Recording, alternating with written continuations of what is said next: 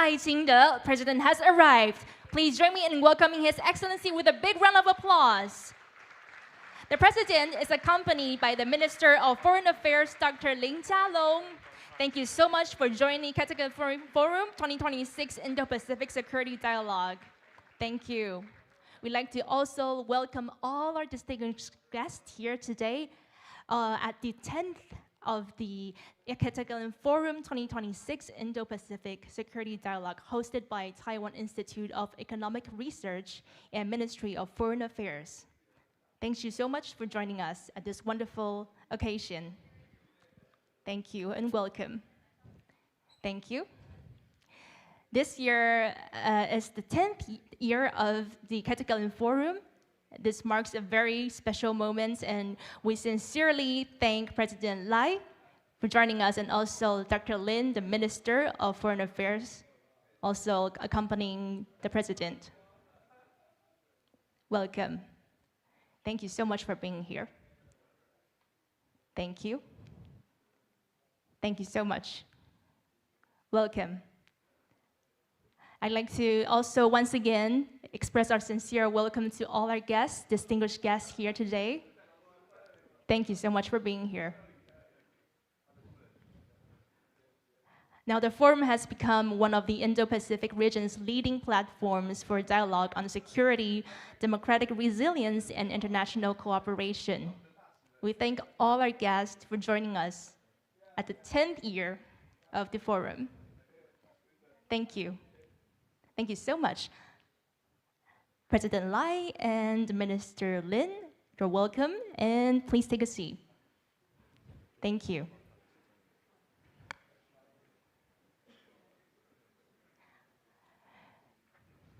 Distinguished guests, ladies and gentlemen, once again, welcome to the Category Forum 2026 Indo-Pacific Security Dialogue, hosted by Taiwan Institute of Economic Research and Ministry of Foreign Affairs. Now, to begin, let's first take a look at the historical journey of the Category Forum. This forum has now become one of Indo-Pacific region's leading platform for dialogue on security, democratic resilience, and international cooperation. Over the years, leaders, parliamentarians, and policymakers, scholars, and experts from around the world have jointly participated in this forum to reaffirm our shared commitment to peace, freedom, and rules-based international order. Ladies and gentlemen, please join me in enjoying our opening video to Year 10 and Beyond.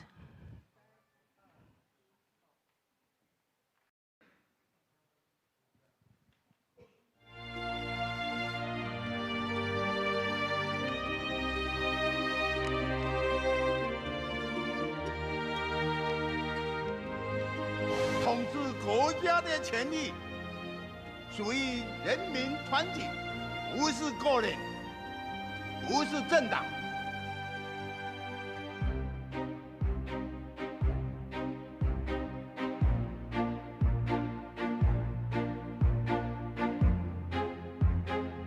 Taiwan shines as a resilient beacon of freedom. May this year's forum continue to unite global forces for a peaceful, stable, and prosperous Indo-Pacific.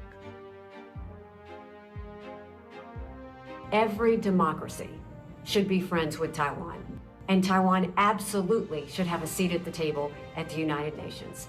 A strong Taiwan makes a strong United States. We are standing as one with the people of Taiwan on their desire to be free, to embrace liberty, democracy, and stability. Here's to many more years of this excellent and unique forum that encourages important conversations and fosters diplomacy.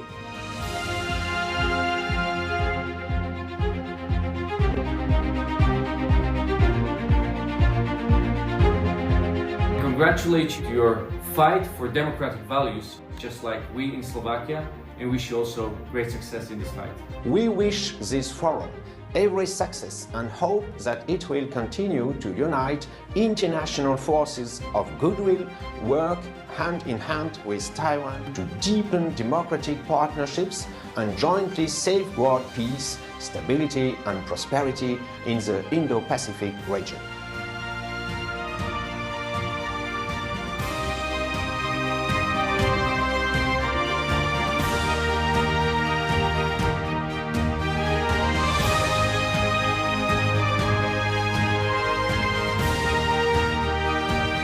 Thank you, Taiwan. Thank you for your bravery and for standing up for freedom in a very difficult and dangerous part of the world. You will have our support, and let us stand up for freedom together.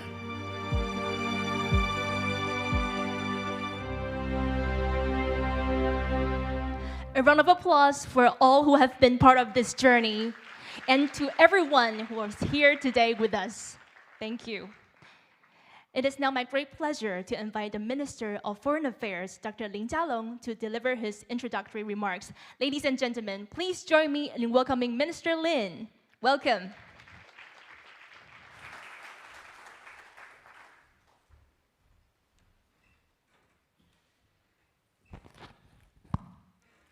President赖清德, Dr.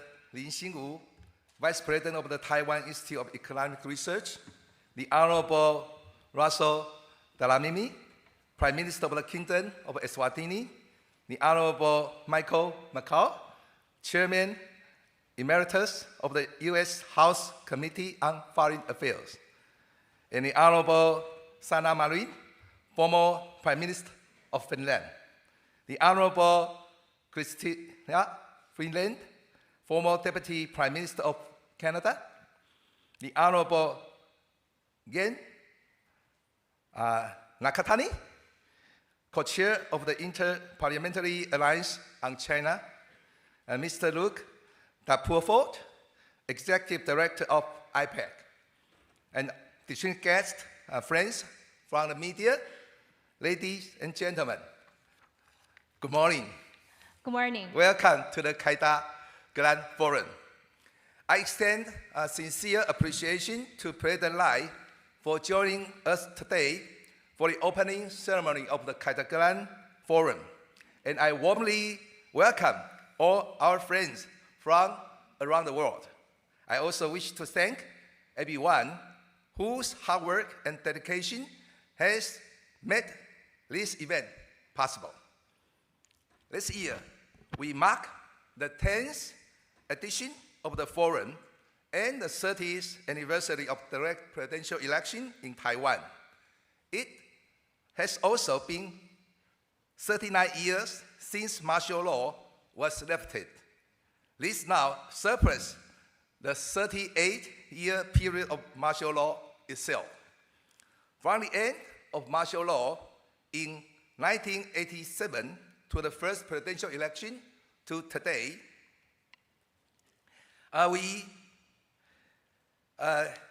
Taiwan's democracy has developed steadily.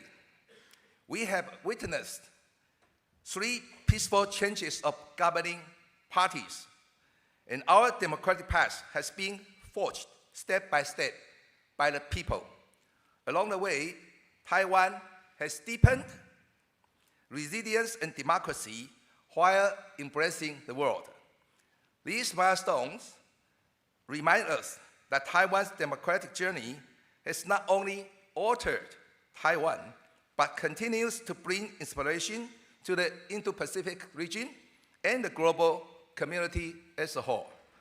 As President Lai noted in his speech for the Copenhagen Democracy Summit 2026, democracy is one of the values that link Taiwan to the world, and it's Taiwan's most precious asset.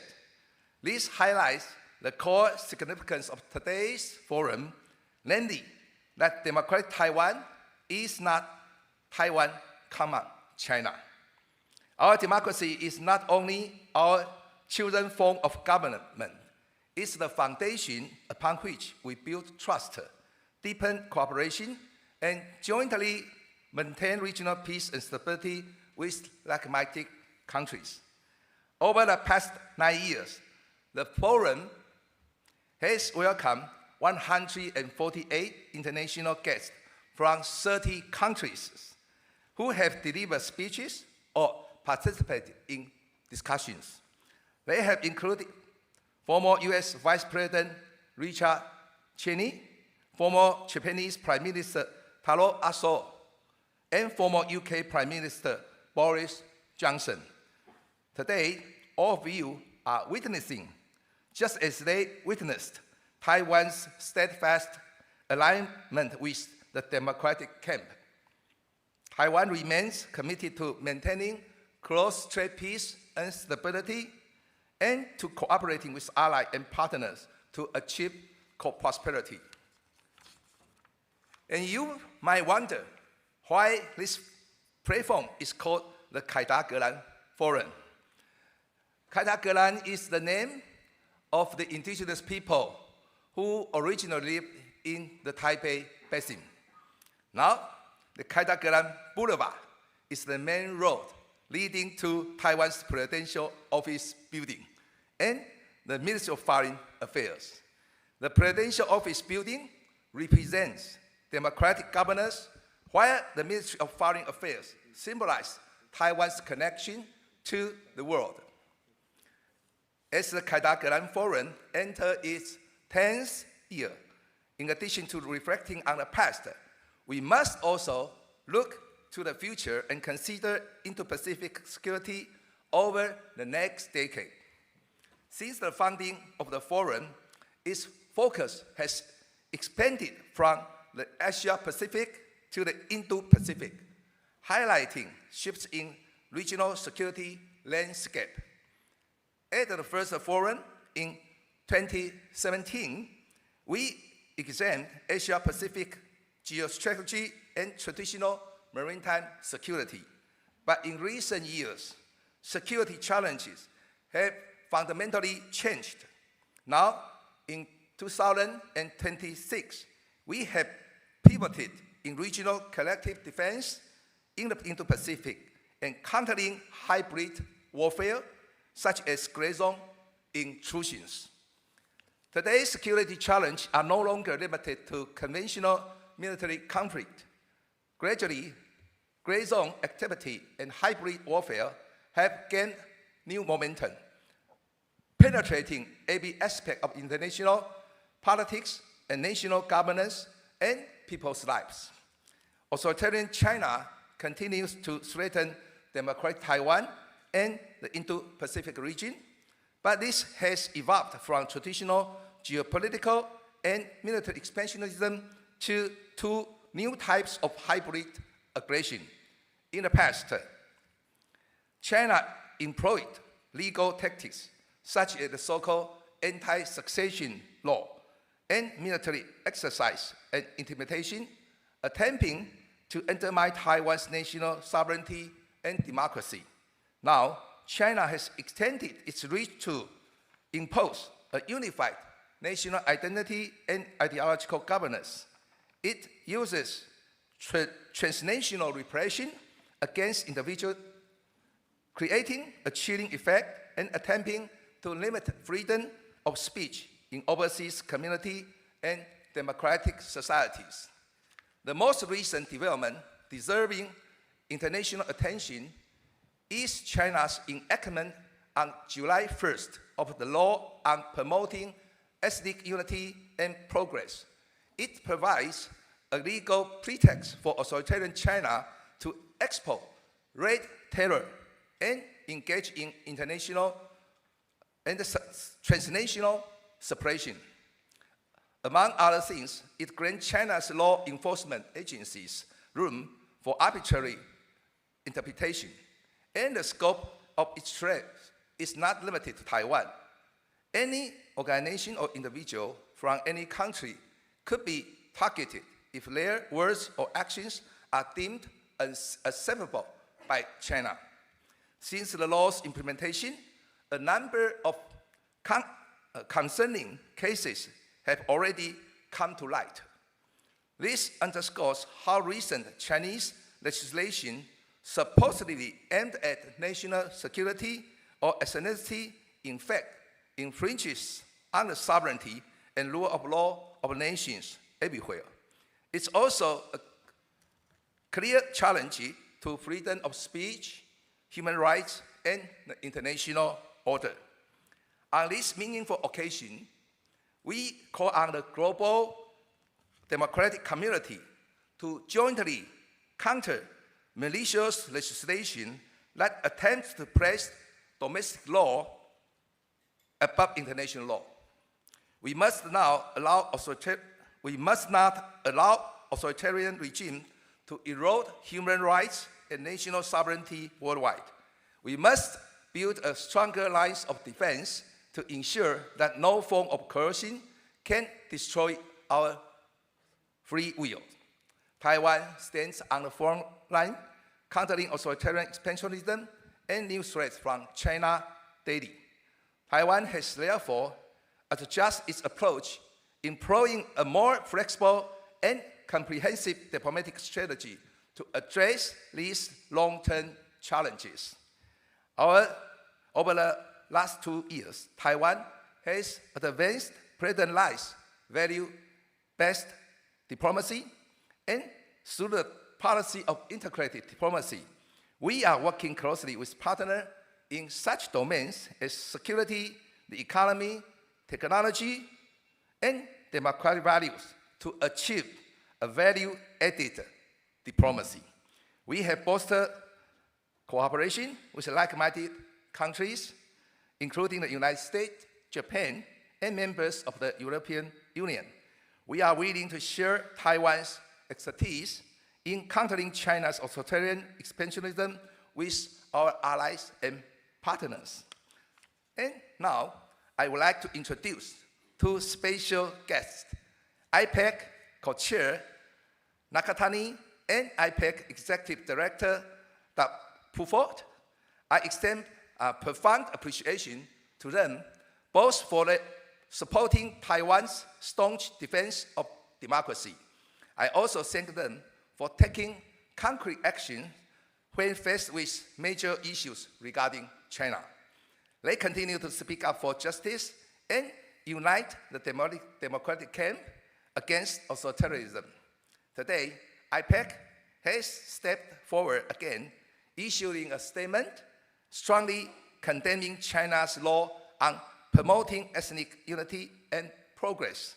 I sincerely hope that this righteous act draws worldwide attention and ignites a global response.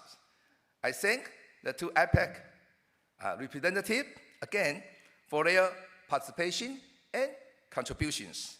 In closing, I wish this forum every success and look forward to hearing your insights.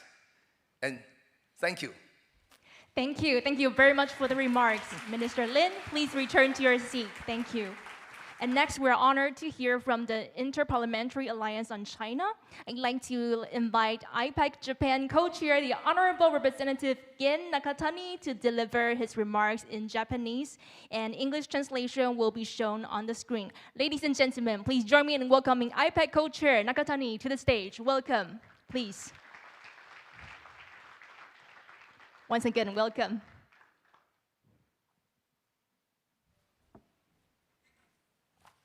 Good morning, everyone. Thank you, President Lai Setok and Lin Foreign Minister and everyone invited this section. I'm Gen Nakatani, Defense Minister of Japan. 本日は竹ガランフォーラムにお招きをいただきましたこと、心より感謝申し上げます。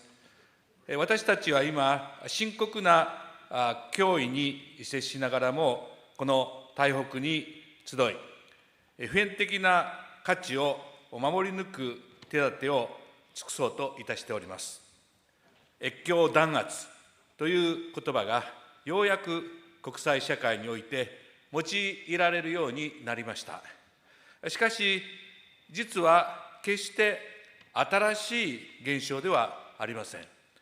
ふるさとを追われながらも、なお、ふるさとのため、そして普遍的な価値のために戦い続けてこられた多くの方々が、長年にわたって経験してこられた痛みであり、その脅威は近年、いよいよ深まっております。2年前、私は IPEC の台北サミットに出席をするために、この町を訪れました。あの時も越境弾圧は重大な課題であり、そして私たち IPAC とその加盟議員は、この問題を人権上の一課題から国家安全保障の中核へ押し上げてまいりました。外国からの干渉に対処するための法的枠組み、また対象を絞ったこの制裁措置、そして渡航警告など、今も各国が連携しつつ、可能な対抗策に取り組んでおります。しかしながら、脅威は衰えることなく、中国政府の手によって法律という形を与えられるに至ってしまいました。先行に施行された民族団結法、これは少数民族への同化政策と迫害強化が懸念をされると同時に、とりわけその域外適用、これがもたらす主権の侵害について、私は極めて強い憂慮を抱いております。ほんの数週間前、まさにこの台湾で、日本のジャーナリストであります矢板昭夫氏が講演を終えた直後に襲撃をされました。捜査は現在も継続をしておりますが、私は断定的なことを申し上げるつもりはありません。ただ一つ申し上げるならば、中国の民族団結法が施行された、これはその5日前のことでありました。この法律は第63条において、中国の域外にある組織及び個人に対しても責任を追及するということが定められております。すなわち中国政府は東京で語られること、台湾で語られること、そしてこの会場で語られることについてまで刑事管轄権を主張しているのであります。今回のフォーラムでは、越境弾圧が重要な議題となると思いますが、これを個別の犯罪として片付けてはなりません。また、一時的な安全保障上の行き過ぎと見過ごしてはなりません。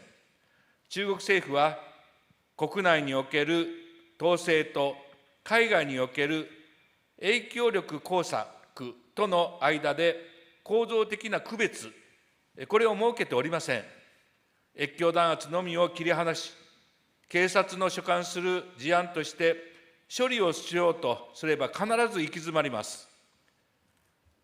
外国からの干渉、経済的な威圧、サイバー攻撃、これらは相互に無関係な事象ではなくて、包括的な戦略に基づく組織化された一体の行動として捉えなければなりません。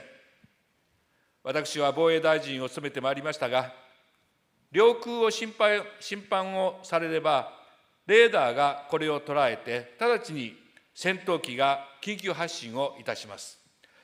しかし、自国の領土に立つ国民が外国を恐れて物を言えなくなったときに、実際になる警報はどこにもありません。それでもなお我が国を守るべき大切な国家の主権と、そして国民の人権、これが明らかに侵害をされているのであります。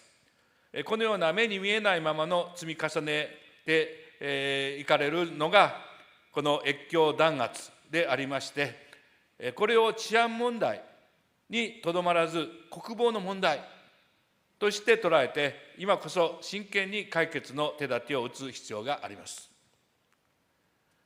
私はまた、内閣総理大臣補佐官としまして、国際人権問題を担当してまいりました。国内外における他国の方々の人権、そして外国における日本国民の人権を守るということは、政治家の職務であります。中国の反スパイ活動、そして反スパイ法が施行されて以降、少なくとも17人の日本人が拘束をされ、そして昨年には両国の経済関係を築くことに人生を燃やし続けてこられた50代、そして60代の会社員に懲役3年6ヶ月の判決が下されております。彼が何をしたかというのは、本人にも家族にも、そして日本政府にも今日に至るまで明らかにされておりません。罪状を明らかにすることを必要がないのであれば、誰であっても捕らえられることができる、そういう状況が放置をされているわけでございます。そして日本国内に目を向ければ、ウイグル、チベット、香港などから渡ってこられた方々が集会に参加すれば写真を撮られ、そして故郷に残した家族を通じて圧力を加えられております。私は議員としてそうした声を幾度となく聞いてまいりました。アジアの民主化を志す人々が集う日に、私はそういう日本を誇りに思っております。逃げてこられた方々が日本の地に立つ限りは、恐れることなく声を上げられ、そうした国になければなりません。中国共産党による越境弾圧に対抗するには、認識の転換が必要です。単なる個別の行き過ぎた警察活動と捉えるのではなくて、越境弾圧は対外的な影響力行使の一環として組み込まれたものであるという認識に立たなくてはなりません。その上で、情報共有、外交的な可視化、経済対抗措置、そして国境を越えた保護ネットワークを包摂する統合的な対抗戦略を確立をする必要があります。そして台湾は、この脅威に最も強くさらされながら、最も強靭な意志と能力で力強く国際社会の一員として存在をし、大きな貢献を果たし続けてこられています。日本は最も大きな友情を交わし合う隣国として、これからも台湾とともに歩んでまいります。共に自由と繁栄を謳歌する未来を築くために、このフォーラムが実り多いものとなることを記念をいたしまして、私の挨拶とさせていただきます。どうもご清聴ありがとうございました。皆さん頑張りましょう。Thank you. Thank you. Thank you very much, Co-Chair Nagatani. Please remain on the stage. And now it's my pleasure to invite Mr. Luc de Pulford, the Executive Director of IPAC, to introduce the statement of IPAC. Welcome. Good morning. It's a great honor to be among friends and to be able to present this statement to President Lai on behalf of the 320 lawmaker members of the Inter-Parliamentary Alliance on China. IPAC is proud to comprise members who are leading the charge worldwide against transnational repression. This statement, negotiated by our network, expresses our rock-solid opposition to transnational repression, and especially the deeply troubling new ethnic unity law. We present it today as a symbol of our common struggle against authoritarian oppression and in solidarity with the Taiwanese people. Thank you. And now I'd like to invite both representatives of IPAC to join us in front of the stage. Thank you. And at the same time, I'd like to invite His Excellency President赖清德and Foreign Minister Lin Jialong to join us on the stage. Welcome. Ladies and gentlemen, we will now proceed to the presentation ceremony of the IPAC statement. I would now like to invite Mr. De Pulford to present the IPAC statement to President Lai. Please hold the statement and look forward into the camera. 我们看向前方摄影镜头 Let's capture this moment. 1, 2, 3. 我们持续看向正前方镜头。好，我们前方摄影师请蹲低 ，and the last one, please look into the back. We have more friends from the media. 我们看向后方媒体高台。1, 2, 3, and ladies and gentlemen, please give them a round of applause. 好，这边我们请赖总统先留步在舞台上。We kindly ask our 3 distinguished guests to return to your seat with President Lai remaining on the stage. Thank you very much. And at this moment, it's our great honor to invite His Excellency President赖清德to address the opening ceremony. Ladies and gentlemen, please join me in welcoming His Excellency President Lai.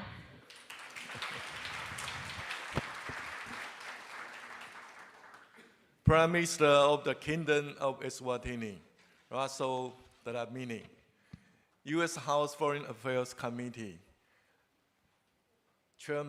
Chairman Emeritus Michael McCall, former Prime Minister of Finland, Sarah Marin, former Deputy Prime Minister of Canada, Chrystia Freeland, IPAC Co-Chair of Japan, Nakatani Jen, IPAC Executive Director Luke De Pulford, Minister of Foreign Affairs Lin Jialong, Taiwan Institute of Economic Research Vice President Lin Xingwu, distinguished guests, good morning.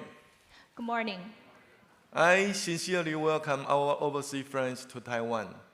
This year marks the 10th凯达格兰Forum. In many cultures, the number 10 represents fullness and renewal. So thank you for making the long trip here to be with us for this special milestone. I would also like to thank all the participants and organizers. Since 2017, when the forum was established, we have lived through a changing international landscape. We have also overcome the challenges of the pandemic when we adopted an online format.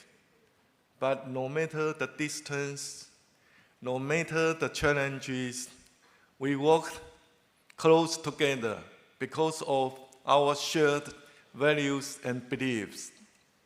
Last month, China implemented the Ethnic Unity and Progress Promotion Law, ignoring international opposition. IPAC immediately released a statement on the law, condemning it as a flagrant breach of basic fundamental rights. I would like to thank IPAC co-chair Nakatani, executive director of the Pulford, and all the rest of IPAC for reaffirming that position by their participation today. I'm honored to represent the people of Taiwan in expressing our sincere gratitude and support for IPAC's statement, and we will stand firmly together with you to defend global democracy and the rule of law. I want to emphasize that China's ethnic unity law infringes upon Taiwan's sovereignty and persecutes religions and minority groups. But it goes beyond that.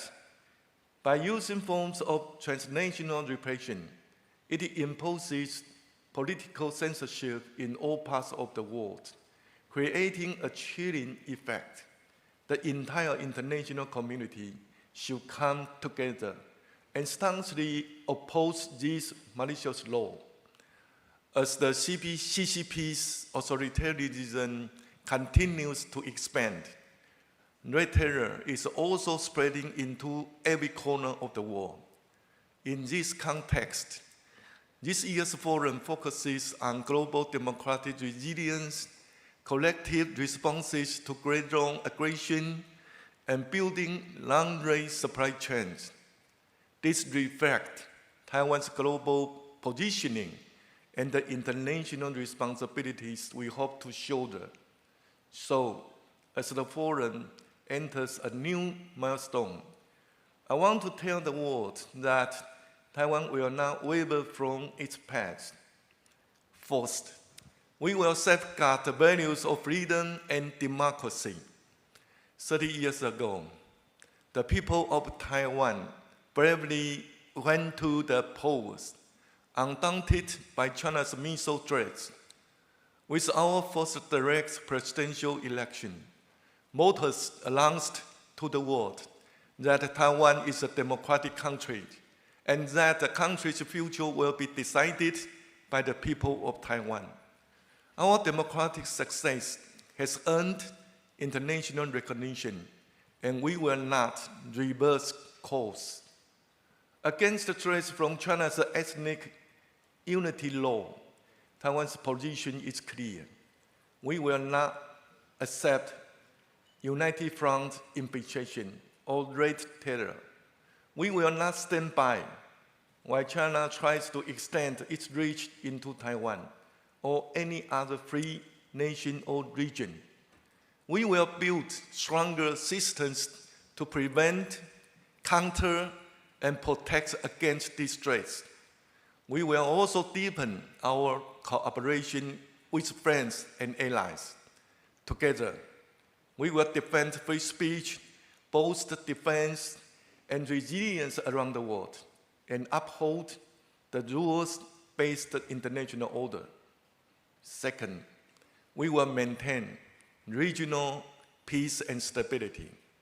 Recently, the G7 leaders' statement and a report from the European Parliament both reaffirmed their support for peace and stability across the Taiwan Strait.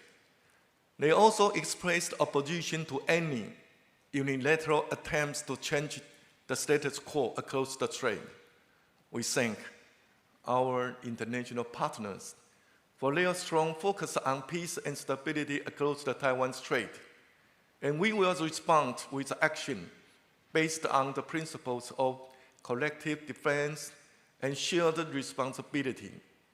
We will continue to upgrade our national defense and build whole of society defense and resilience by extending global cooperation.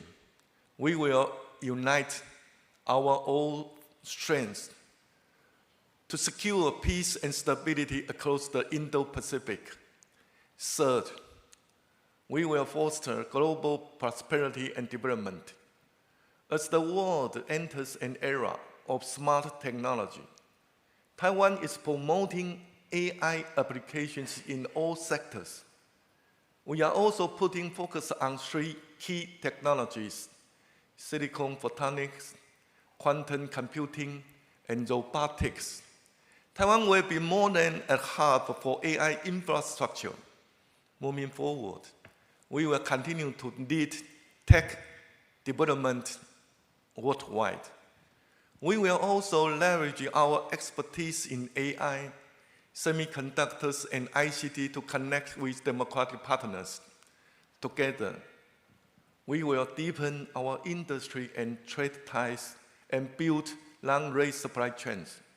This will make our economies more resilient and our nations more secure and prosperous. Taiwan is a beacon of freedom and democracy. We are also a cornerstone of peace in the Indo-Pacific, even in the face of authoritarian threats and emerging global challenges. We will stand firm. We will make sure that this beacon of democracy continues to shine and that the foundation of our freedom stays strong. Your support is key in powering Taiwan forward. Thank you for taking action for democracy, peace, and prosperity. Let's continue ahead, side by side, to protect our common values and achieve our shared goals. Thank you again. And I wish this forum great success. Thank you. Thank you. Thank you, President Lai, for addressing the opening ceremony. Due to the scheduling consideration, President will now depart from the forum. Ladies and gentlemen, please join me once again for a round of applause with our appreciation to His Excellency President Lai Ching-te for joining us this morning. Thank you so much. Thank you for joining the 10th edition of Ketagalan Forum 2026 Indo-Pacific Security Dialogue. Many thanks to President Lai and all our distinguished guests for gracing the opening ceremony of the forum. Thank you. Now, I'd like to once again thank all of you for your continued contribution to the forum. And ladies and gentlemen, we will officially begin the forum agenda in about 10 minutes at 9:50 a.m. But we would like to invite you to please remain seated during this time. If you need to step out, please be sure to return to your seat by 9:50. Thank you very much. We'll begin shortly.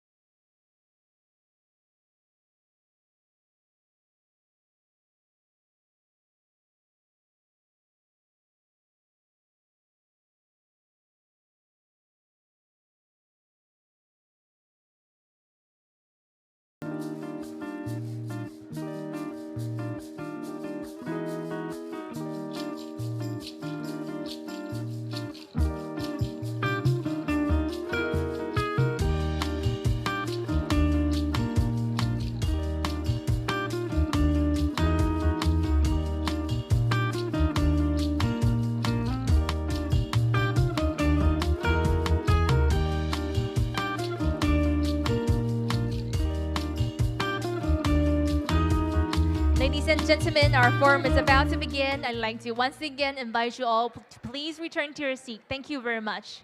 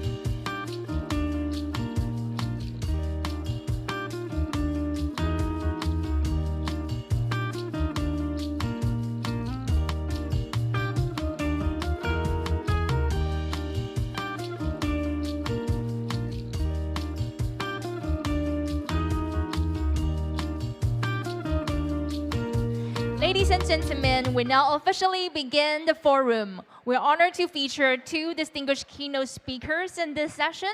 Our first keynote speaker is His Excellency Rosso Dlamini, the Prime Minister of the Kingdom of Eswatini. And our second keynote speaker is Representative Michael McCall, the Chairman Emeritus of the U.S. House Foreign Affairs Committee. To begin this session, may I invite our host, Ambassador François Wu Zhizhong, to the stage to introduce. So I'd like to invite all our guests to invite the Deputy Minister of Foreign Affairs to the stage, while once again invite everyone to please return to your seat. Once again, please return to your seats as we begin the forum. Ladies and gentlemen, please join me in welcoming the Deputy Minister of Foreign Affairs, Ambassador François Wu Zhizhong, to introduce the keynote speakers. Welcome.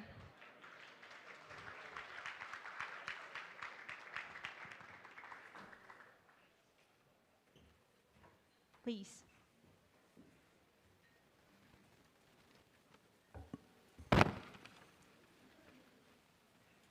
Distinguished guests, ladies and gentlemen, mesdames et messieurs, 各位女士、先生，大家早安 ，Good morning. Morning.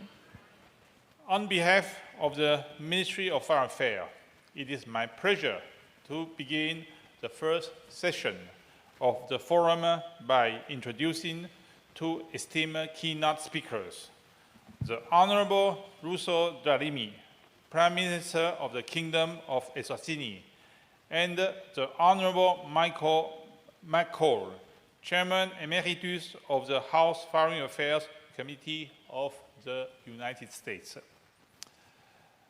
Our speakers represent two of Taiwan's most important international partners. 这两位讲者是我们他们代表是我们台湾最重要的支持我们的两个国家。Eswatini is a steadfast ally of Taiwan in Africa. This year marks the 58th anniversary of diplomatic ties. As President赖清德had said, our relationship is Latin and ever new. His Majesty King Mswati III put it well when he said that our bond is built on mutual respect and effective cooperation. Taiwan and Eswatini are united by a determination to maintain peace and stability in our regions and preserve the international order. We know that by working together, we can resist external threats, overcome economic coercion, build no-rate supply chains, and enhance the well-being of both our peoples. As the head of Eswatini's government, Prime Minister Dlamini is a gifted politician who shares our vision for international security, prosperity, and progress. He is not only widely recognized for his dedication and leadership, but has also been a resolute supporter of Taiwan's international participation. Speaking up for Taiwan at the UN General Assembly and the conference of the parties of the UNFCCC. Prime Minister Vladimirov's presence at today's forum demonstrates Eswatini resolve to navigate the shifting global landscape together with Taiwan.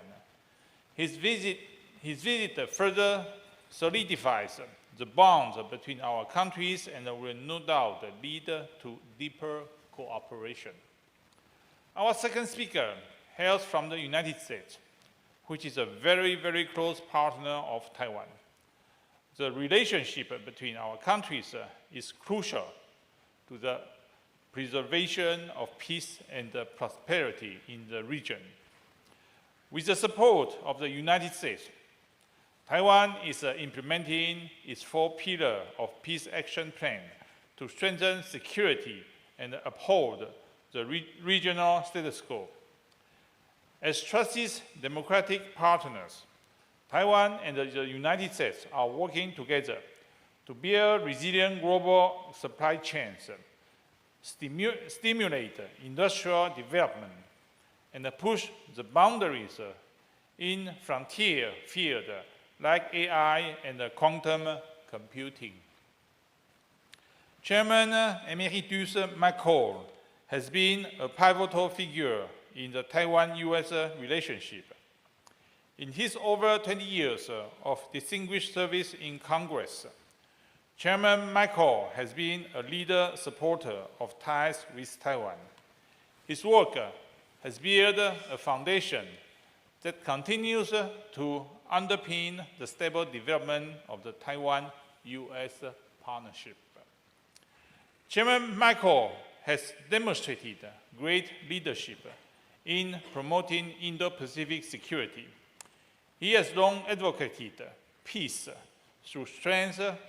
Beyond upholding the Taiwan Relations Act, he established the Tiger Task Force to address and delivery delays, enhance deterrence, and maintain regional stability.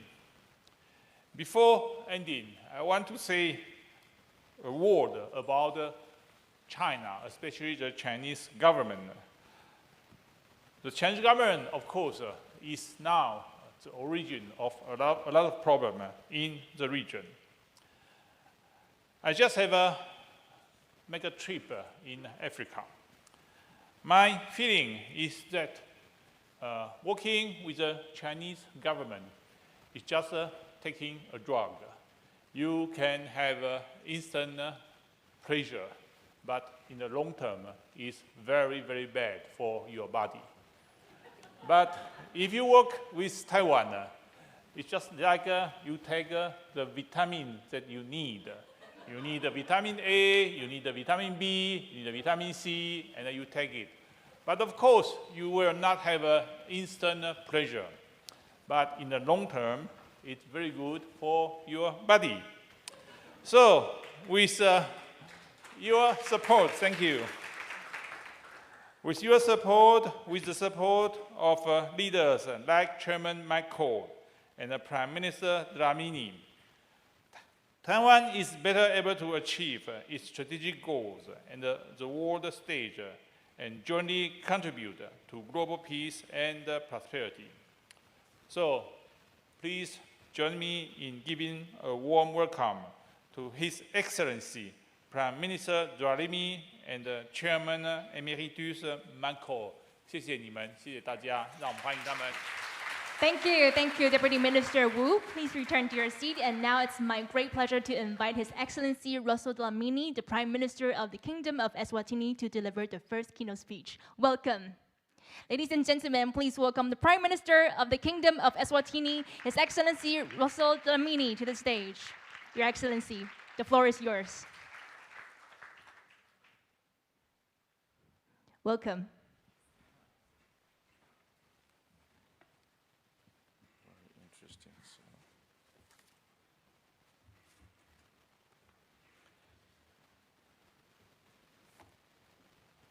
Your Excellency, Dr. Lai Chih-teng, President of the Republic of China and Taiwan,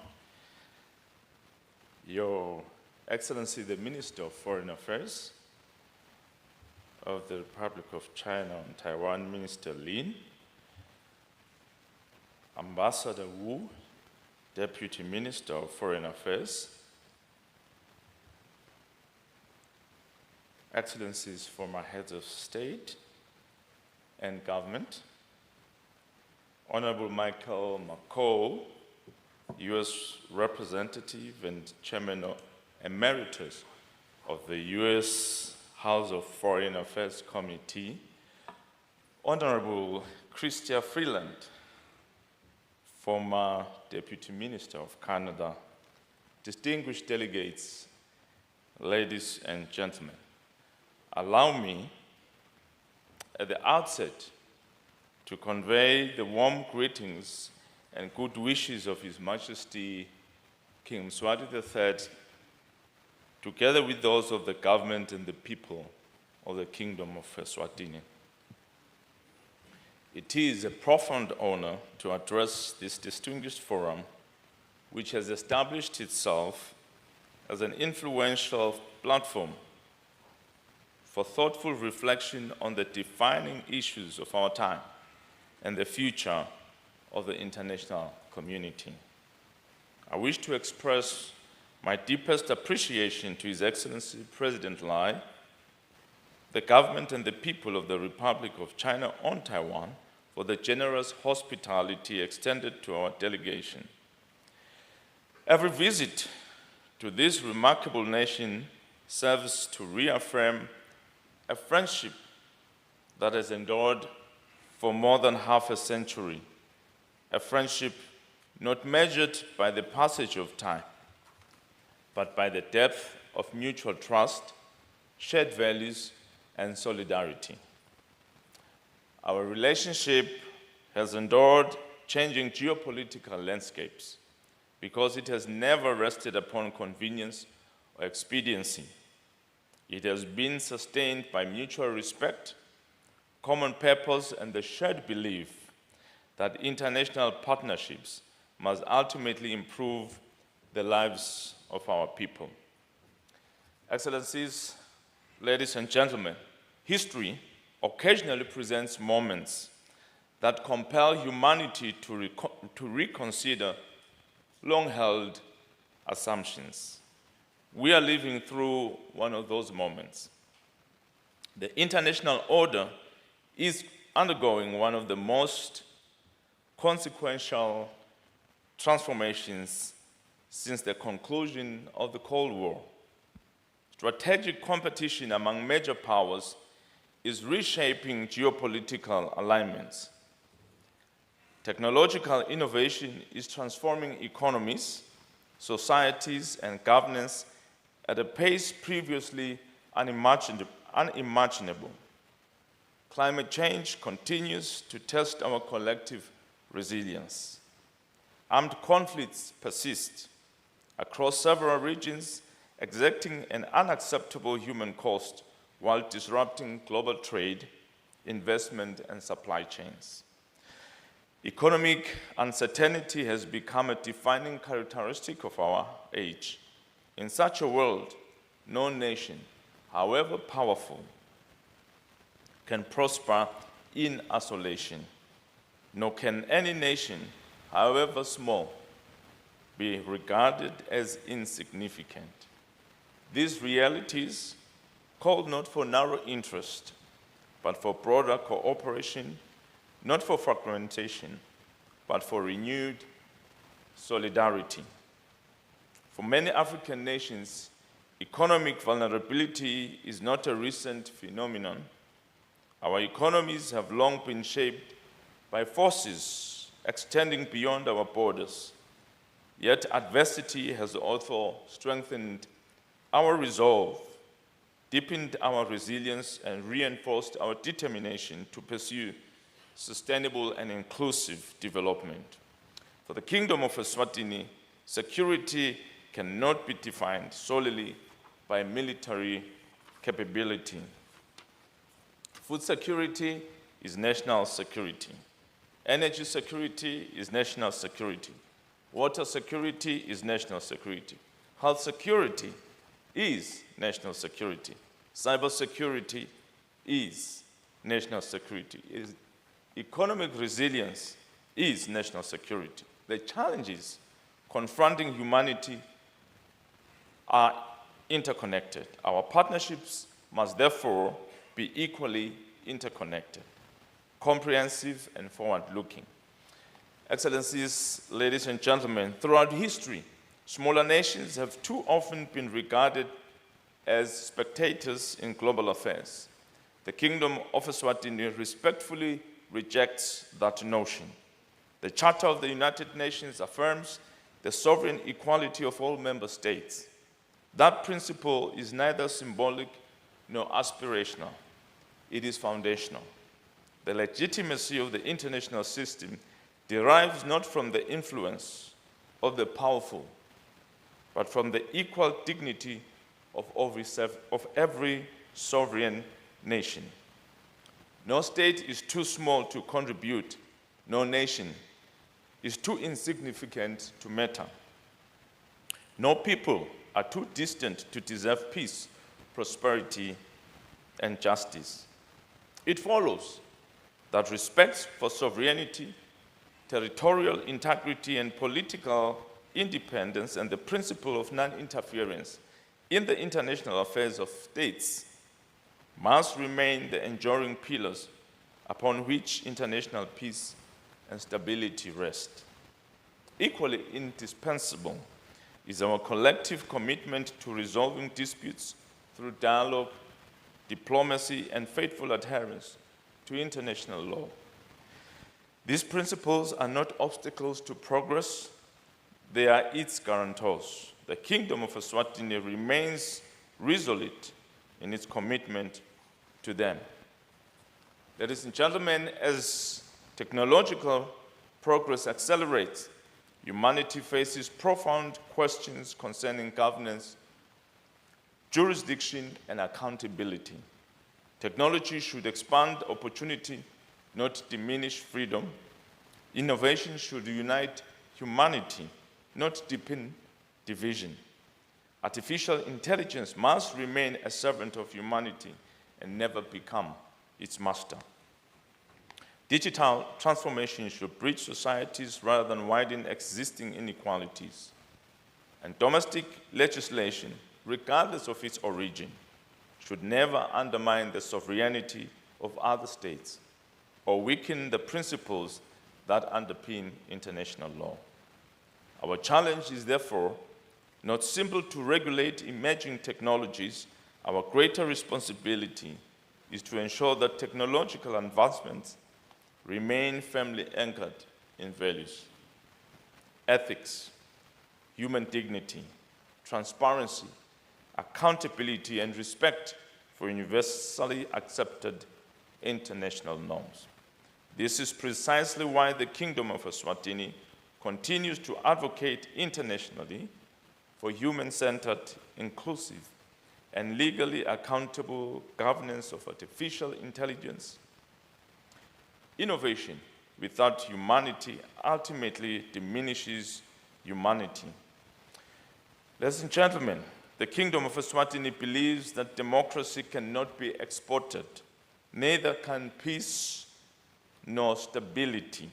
Every nation must determine its own constitutional evolution in accordance with its history, culture, traditions, and the freely expressed aspirations of its people. The role of the international community is not to prescribe identical political models. Rather, it is to create conditions in which dialogue flourishes, institutions mature, development is inclusive, and peace becomes sustainable. History consistently teaches one enduring lesson: peace imposed seldom endures. Peace embraced endures for generations. It is born through dialogue. It is sustained through respect. It flourishes through partnership. And it endures through trust. Africa is increasingly becoming one of the defining frontiers of global opportunity. Our continent possesses the world's youngest population. It holds extraordinary agricultural potential capable of strengthening global food security. It possesses the critical minerals essential to the industries of the future. Its digital economy is expanding with remarkable dynamism. Yet Africa's greatest asset is neither beneath its soil nor upon its land. It is the ingenuity, the resilience, and aspirations of its people. The choices we make today in education, science, innovation, entrepreneurship, skills development, and digital transformation will determine whether Africa remains principally an exporter of raw materials or emerges as a leading contributor to the global knowledge economy. This is why partnerships that promote industrialization, technology transfer, research collaboration, and human capital development are indispensable. The Republic of China and Taiwan has consistently demonstrated the transformative value of such partnerships. Across healthcare, agriculture, education, vocational training, digital innovation, industrial development, and private enterprise, Taiwan has remained a trusted and dependable partner of the Kingdom of Eswatini. For this enduring friendship, Eswatini is grateful. The institutions established after the Second World War have served humanity well, but they must continue to evolve if they are to retain their legitimacy in the 21st century. Africa deserves equitable representation within the institutions responsible for maintaining international peace and security. Our continent cannot remain underrepresented in decisions that profoundly shape its future. Accordingly, the Kingdom of Eswatini reaffirms its support for the African Common Position as articulated in the Zulini Consensus and the CITED Declaration concerning comprehensive reform of the United Nations Security Council. Inclusive global governance is not a concession. It is a prerequisite for an effective, credible, and legitimate multilateral system. Ladies and gentlemen, history will not judge our generation by the challenges we inherited. It will judge us by the courage with which we confronted them. The future belongs to those who choose cooperation over confrontation, dialogue over division, innovation over isolation, and hope over fear. Let us therefore leave this forum resolved to build a world governed by law rather than uncertainty, cooperation rather than coercion, and by peaceful cohesion rather than conflict. The enduring friendship between the Kingdom of Eswatini and the Republic of China and Taiwan stands as a living testimony to what nations can accomplish when relationships are founded upon trust, mutual respect, and a shared commitment to human progress. For this reason, Eswatini will continue to stand firmly and consistently for Taiwan's meaningful inclusion in global governance and international discourse, recognizing the proven expertise, innovation, and constructive contribution Taiwan brings to the advancement of humanity. As we look to the future, let us continue building societies that are peaceful, prosperous, resilient, and innovative. Let us reaffirm our collective commitment to international law, to the peaceful settlement of disputes, to respect for sovereignty, and to the equal dignity of every nation, irrespective of its size or circumstance. On behalf of His Majesty King Mswati III, the government and the people of the Kingdom of Eswatini, I once again express our profound appreciation to the government and the people of the Republic of China and Taiwan for their friendship and generous hospitality. May the bonds between our nations continue to flourish, deepen, and inspire future generations. I thank you. Thank you. Thank you very much, Your Excellency Prime Minister Dlamini, for insightful remarks. Thank you very much. Please return to your seat. Thank you. And next, it is our privilege to hear from our second keynote speaker. Please welcome Representative Michael McCaul, the Chairman Emeritus of the U.S. House Foreign Affairs Committee, to deliver his address. Ladies and gentlemen, please welcome Representative McCaul. Welcome. The floor is yours. Thank you. And thank you, Prime Minister, for those powerful remarks. I also want to thank the Forum for inviting me this year, the distinguished guests, and the resilient people of Taiwan. Let me first say, wo ai Taiwan. I love Taiwan.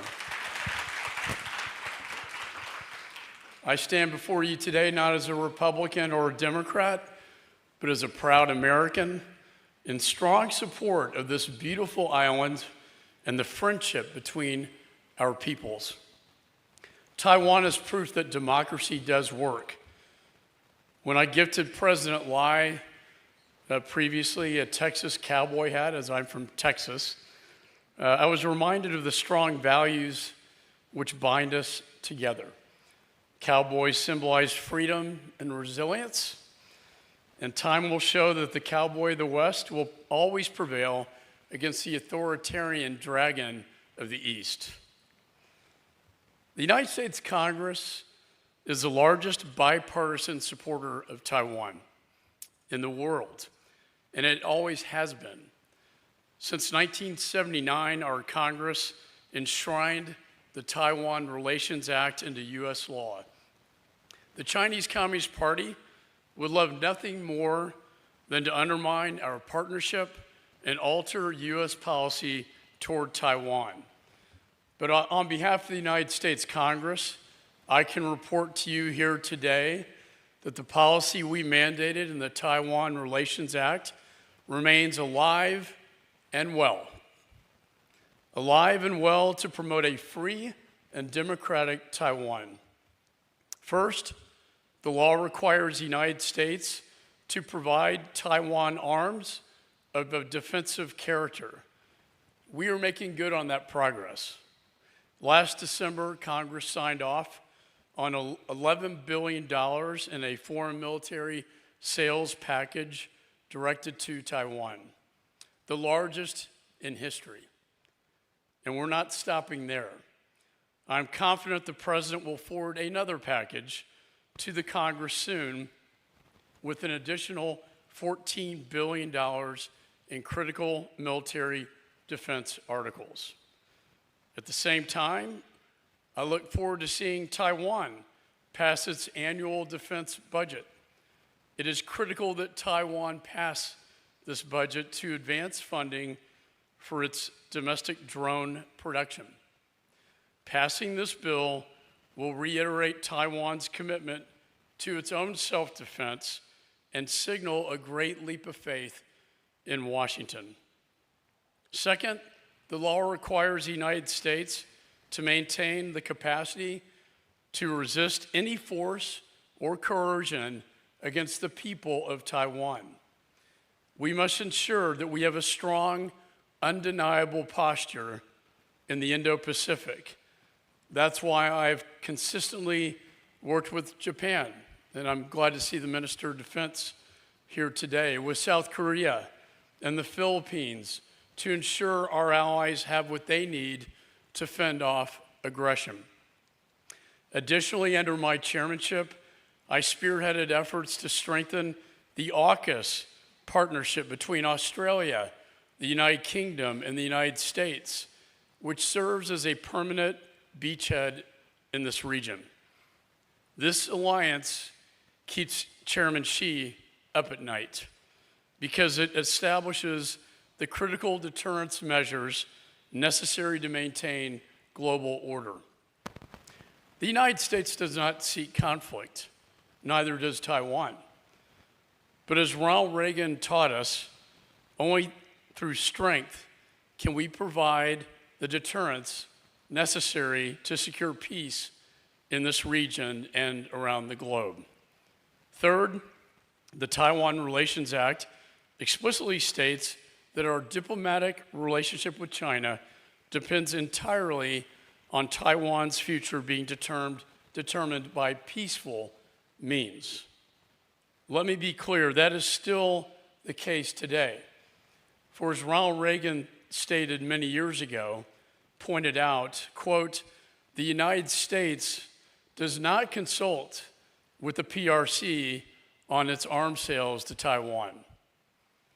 And that still is the policy of the United States today. While the U.S. pursues strategies to stabilize its relationship with China, we are still clear-eyed about the CCP's threat and their end game. The Taiwan Relations Act was designed to preserve peace and stability in the Taiwan Straits, and it has done so for decades. But the increasing belligerence of the Chinese Communist Party poses a direct threat not only to Taiwan, but to the entire global balance of power. I experienced their intimidation tactics firsthand during my time as chairman of the House Foreign Affairs Committee. On my first visit to Taiwan, I was greeted by 11 Chinese battleships encircling the island nation, including an aircraft carrier, as well as 70 CCP aircraft which violated your airspace. As a result of my visit, I was sanctioned by the CCP. As far as I'm concerned, that is a badge of honor. These intimidation tactics did not work then, and they will not work now. I returned to Taiwan when President Lai was elected, and I was again met with an armada of Chinese naval ships and airplanes encircling the island. And I will never forget when my colleagues and I were flying over the South China Sea, and China accused us by radio transmitter on the airplane that we were violating their sovereign territories, even though we were in international waters. Make no mistake, the CCP is testing its capabilities and Taiwan's vulnerabilities in preparation for a potential invasion. But their aggression only strengthened my resolve and Taiwan's resolve. In 2024, I fought hard to pass the Emergency Wartime Supplemental Bill, which secured more than $8 billion for our allies and partners across the Indo-Pacific, including Taiwan. As the CCP escalates its military activities around Taiwan and increases their belligerence in the South China Sea, particularly against our allies in the Philippines, it is critical that we respond with unity in the Indo-Pacific region. The CCP's actions are not isolated incidents. They are part of a broader, deliberate strategy to assert dominance in the region, challenging international norms and threatening the sovereignty of neighboring countries. But I believe their malign agenda has backfired. Just this week, Taiwan will be hosting their annual Huanquang military exercises.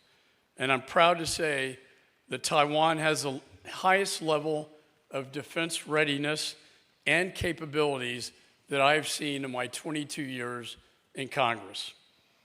China's unchecked aggression towards Japan, the Philippines, and others has awakened the free world. Now these countries are coming together to support one another like never before. Taiwan plays a vital role in that effort, whether it's through your advancement in the AI arms race or outpacing China in its GDP growth. And that's why I wanted to personally congratulate you for pursuing your special defense budget. We must fund and pursue all possible avenues to bolster your defense and resiliency. One critical component of that is cybersecurity. which is just as important as missiles and drones in this age of modern warfare. The lessons from Ukraine are indicative of this. I just came back from the region just recently, and I hope to see the U.S.-Taiwan partnership involved in drone co-production and technology. And the development of U.S.-Taiwan drone sector will create truly a hornet's nest in defense of Taiwan. Our ultimate goal must be deterrence, which leads to peace. The United States stands with you in pursuit of a peaceful, free, and democratic Taiwan. Just recently, the Congress provided up to $1 billion for the Taiwan Security Cooperation Initiative in our National Defense Bill, which allows for a drawdown of U.S. and allied weapon stockpiles directly for Taiwan. Our commitment to ensuring your security from an increasingly aggressive CCP is stronger today than it has ever been. But our partnership goes far beyond defense alone. When it comes to economic ties, our relationship is strong and beneficial to complement our diplomatic and national security ties.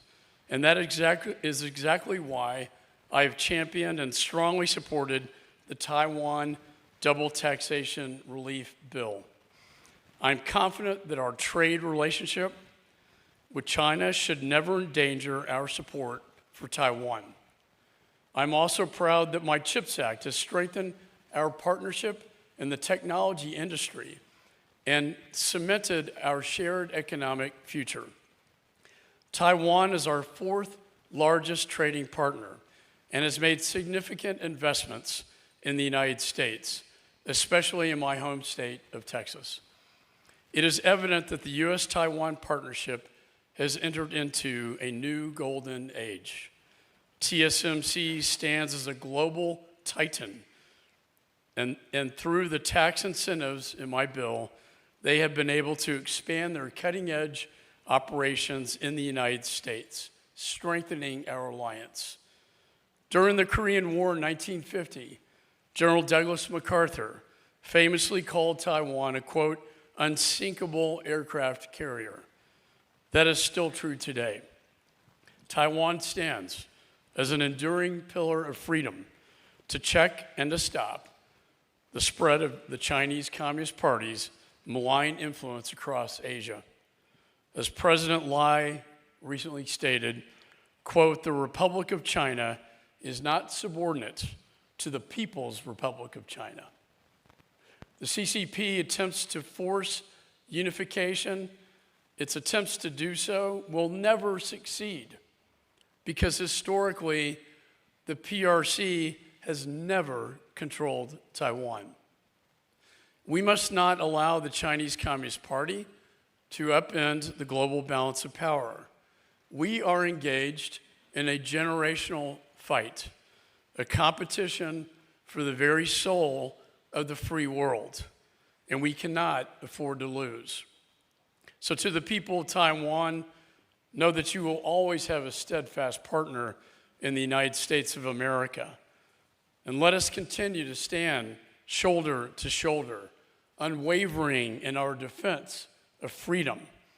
And let us secure a free and democratic future where peace through strength prevails. Thank you. Thank you. Thank you very much, Representative McCall, for your powerful remarks. Thank you. Now, I'd like to once again thank both our keynote speakers and our host for this session, and we will now take a short break. Our next session, the panel discussion 1, will begin at 10:30. I'd like to remind our guests to please join us back 1 or 2 minutes before. Sorry, we will begin at 10:35. So please join us back in the hall 1 or 2 minutes before we begin. And we right now have some refreshments and beverages just outside the hall. You're welcome to enjoy and continue to connect. Please keep your valuables with you at all times, and we will be back at 10:35. Thank you.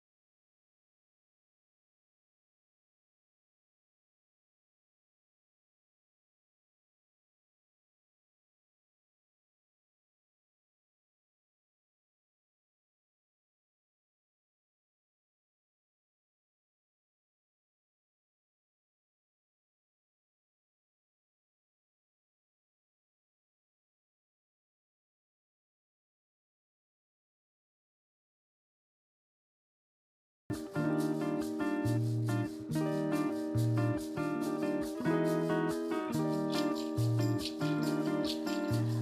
and gentlemen, panel discussion 1 will begin in 3 minutes. I'd like to invite you to return to your seat promptly before we begin. Thank you.